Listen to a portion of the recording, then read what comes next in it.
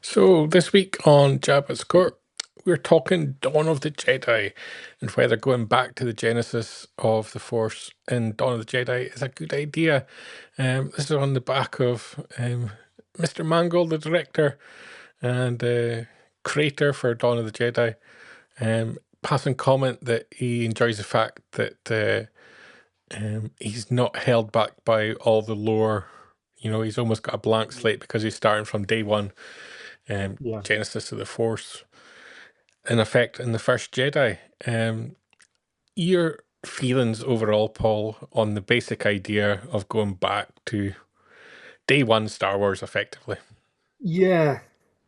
I suppose I haven't got any real problem with them starting with a blank slate. I just hope that it is given the space to be what it needs to be rather than reflecting modern um, themes such as wokeism. Um, I just hope it's allowed to be its own thing. Yeah, Um, that it doesn't fit because otherwise there's a danger of it being forever set in that time, if you know what I mean. It'll always look like it was set in the mid 2020s. Um, the other thing as well, and we talked about this with the Acolyte as well when that first came out, is that when you're doing something that precedes everything that's already out there, how do you make something look older than Star Wars from 1977?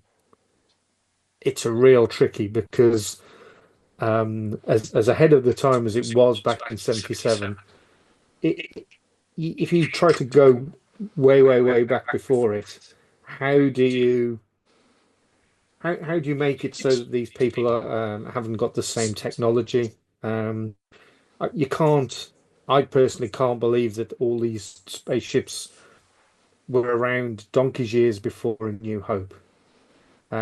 So that's what I struggle with. I struggle with any light galactic rating. Um, yeah, thanks, Mark. But it's just that it's making it look that it feels old. That's the problem for me. yeah. I think in the comics they kind of did weird and wonderful things, like they put the lightsabers on a cable and a battery pack kind of thing, Yeah, and yeah, just I love that little idea. things like that, just to age it a little bit. And Yeah, you I, kind I, of I, have to go I that would. direction, I think. Everything has to be a Yeah, I little would. bit more clunky, almost. Yeah, I mean, have you seen the steampunk Star Wars stuff that's been around Yes, for a yeah, few years? I would sort of use that as inspiration for how I designed the characters. I think yeah, yeah, because it will give that Victoriana to it yeah. and make Everything it needs to all. be a little bit more ramshackled, kind of Yes, yeah, broken, not quite look fully working kind of homemade thing. and yeah, yeah, Like you've bought yeah. something off a Timo. And, just buy all the Yeah. props off there, they'll be fine. Yeah. I mean, are you a fond reader of that sort of era? Have you read a lot of that I stuff? wasn't a big fan of the Dawn of the Jedi comics. Mm, The later Knights of the Old Republic, I say later, yeah. just it's the same similar kind of era, but that sort of group of comics were a lot better and they were a lot clever and they were very much focused on Jedi versus Sith, and I quite Mm, like that. Um, although I am of the opinion that opening that up a little bit, because effectively the Jedi and the Sith are two religions accessing the yes. same power source, choosing it to deal with it in different ways. There's Mm, nothing to say you can't have 8, 9, 10 different religions. So you yeah. could Yeah. really, if you're going back to the genesis of the Force, who's to dictate what's the light and what's the dark? And you could really start stirring that pot a little bit. It's a bit of a strange thing as well to think that the Force have got a starting point. You would imagine it's always been there. Yep. You know that it's not something that somebody thought, oh, I wonder if I mix this, and this, and I'll create a force. I would imagine it's just there, but how he deals with it, I don't know. But is he basically saying that he's not familiar with that time, so he's going to do his own thing? Is he I not think he's more researching it at familiar all? that he doesn't want the burden of having to understand the nuances of every Yeah, aspect of Star Wars and all of its history. And yeah, so he's kind of able to write unburdened and a little bit, and that he doesn't have to conform, or oh, you can't use that character because he appears here, or you can't use that planet Yeah, because of. I think he's so far set back in the timeline that it just he doesn't have that restrictions. yeah, yeah. It'll be interesting. And when's that due to come out? 2026 was the original deadline for the second Yeah, Star Wars film. Christmas 2026, I think was, but I think yeah. that's now off the calendar. So I don't know. There's still a film destined for uh, May 2027, I believe. Okay, okay. So we don't know exactly when it's coming out, but as far as we know, it is going to be made. Yes, I'm trying to remember the name. Yeah. I'm trying to remember the name of the um, Bo Willimon was rumored to be coming on as a writer on it, who Okay. wrote the sort of prison arc for Andor. Right. And but then there's been a rumor since then that he's been approached to write his own thing. Um, so I don't know if by that I mean something other than Dawn of the Jedi. So interested Mhm. to see if he gets involved, because obviously wrote an arc that was heavily praised, but then also an Yeah. arc that dipped a lot into existing Star Wars lore as well, and characters and Yeah. um, events and so on were referenced. So yeah, that's an interesting one there as well. Yeah. Yeah. Well, I mean, in principle, I've got no problem with it because it's not an area of Star Wars that I'm particularly personally connected to, so they could do what they want with it. But there are going to be people out there who've got a very strong idea of what it should be because they've got a fondness for those books and comics. Um, so I suppose by making that announcement, he's sort of saying, don't come running to me if if I do something you don't like. I'm just starting from scratch. So yeah. Yeah, I think it's probably the best thing to do for the most people anyway. Yeah, and the other interesting aspect, I guess, as well, um, the rumors have all been all over the place in terms of it was going to be the next Star Wars film to be made, to the point that James Mangold has passed a comment that he hadn't even completed a first draft of the script as yet. So Right. I think we're still very early days in the creation of this. But I think Yeah. what people saw was a gap in James Mangold's schedule in terms of what projects he was going to work on, and I think everyone assumed his next project will be the Star Wars one. Yeah. Yeah. Well, maybe it will be the case, but yeah. Do you see them doing more than two Star Wars films a year as time goes No, on, or no, not? No. no. No. I think they've badly damaged the franchise, or the goodwill Yeah. existing fan base of the franchise. I think Mm. has been heavily eroded, um, Yeah. to the point I don't think you'll get them back. So I think making a Star Wars project at the moment is financially very high risk, and we'll probably come on Yeah. to discussing similar themes when we speak about Skeleton Crew later in the show. Yes. Yeah. Um, I think that Star Wars needs to start delivering successful, and by successful, I don't mean critically or in the minds of fans, I mean financially successful films Yeah. and TV shows. And if it doesn't Yeah. start delivering financially successful films and TV shows, we're going to see a lot less content, Yeah. if any, I think they if need to any, to start be using honest. the legacy character. Yeah, you start using the legacy characters. Even if it's cartoon form or some sort of Pixar related thing. Use your Luke, your Han, your Chewie, your Leia, and give people what they want. Yeah, you're I'm right. going to reference WWE for a second. I don't want to know I'm connected to that, but if you watch the Impulse podcast, which is um, the Paul's podcast, the Paul brothers, and if you watch that this week, you'll see a gentleman by the name of Paul Heyman, who is an on-screen talent and also very significant behind the scenes in WWE, and he talked about his writing because he does a lot of the creative and writing.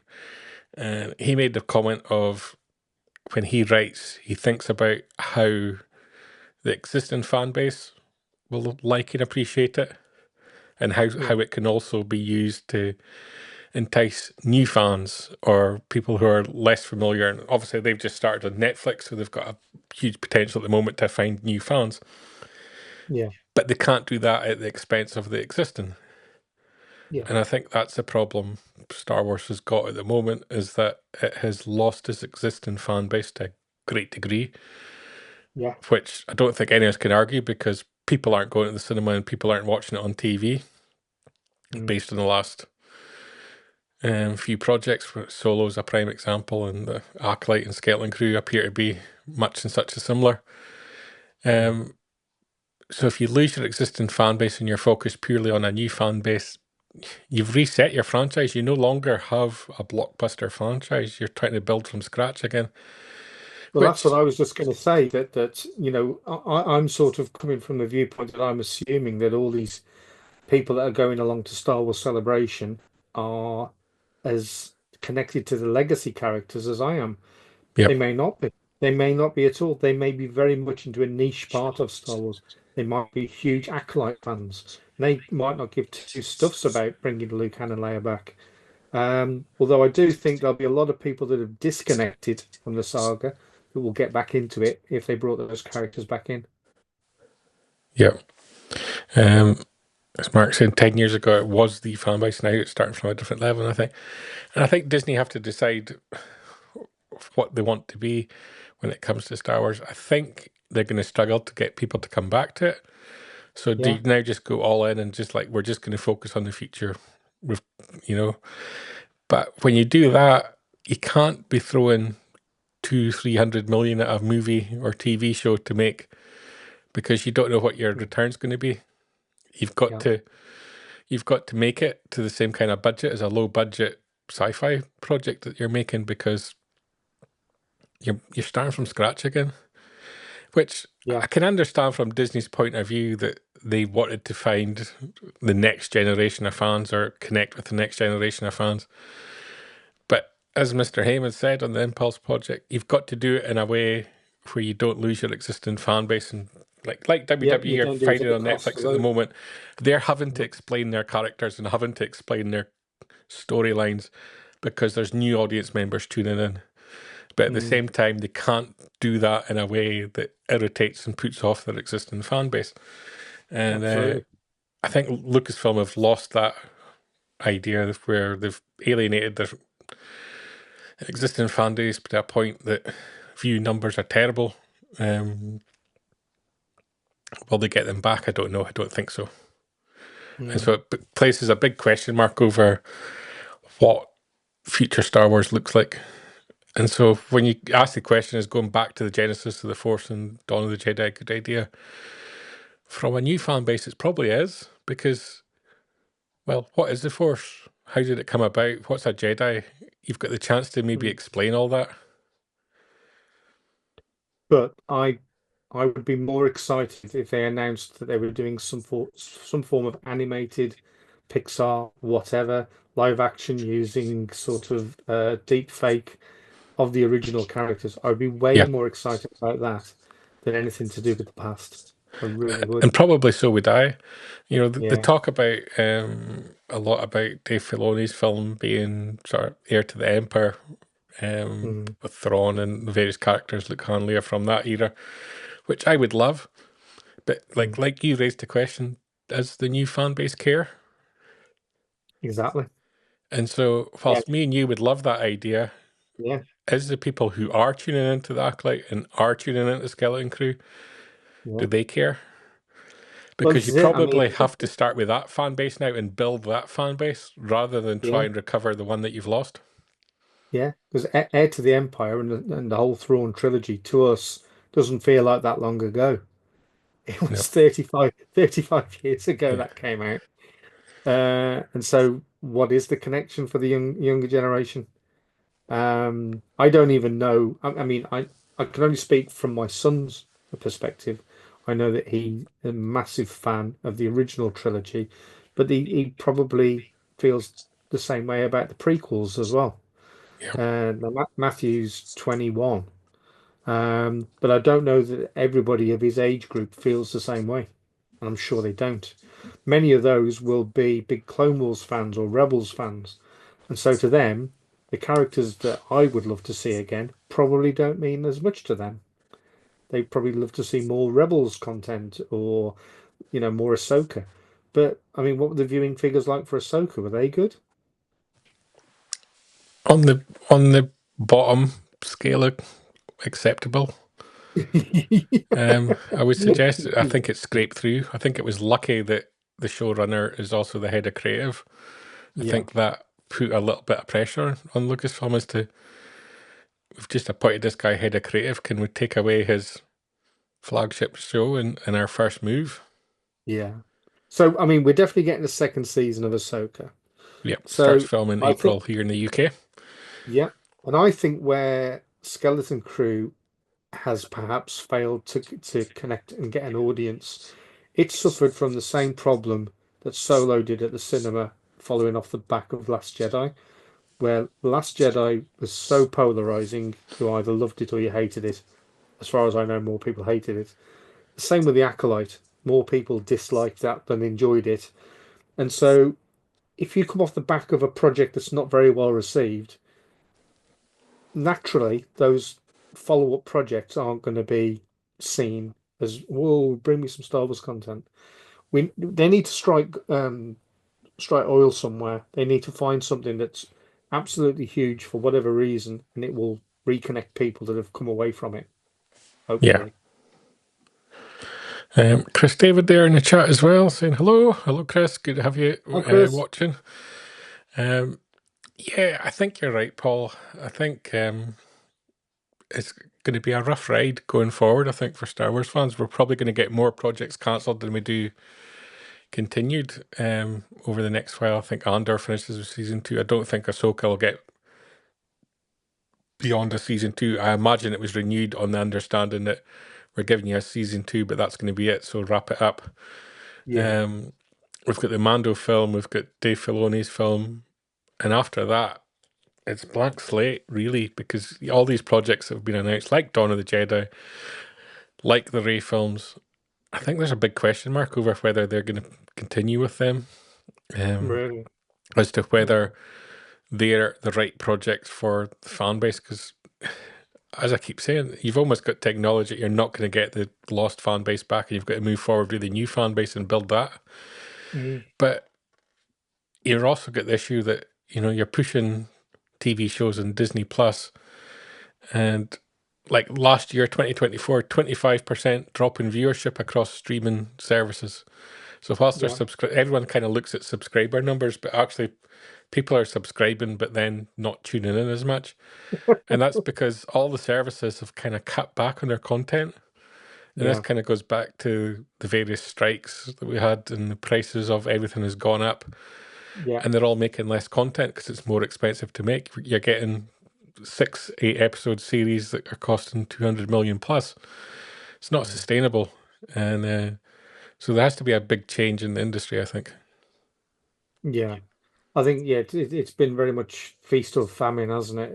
Yeah. We had a period of time where we were getting bombarded with Star Wars stuff. Something would end, and then something would replace it, which was Gone great. are the days where when you loved a TV show, it ran for 22, 24 episodes, you Yeah, know? yeah, yeah. And if you Those get a days show are that over. has a longer running season, it tends to get split in two and released Yeah. over like a 3, 4 year time period. Well, I mean, the only reason we're getting 12 episodes of Andor is because it was originally going to be 5 seasons, wasn't it? Yeah. Yeah. It's a So, difficult yeah, one. It's yeah, it's depressing. difficult.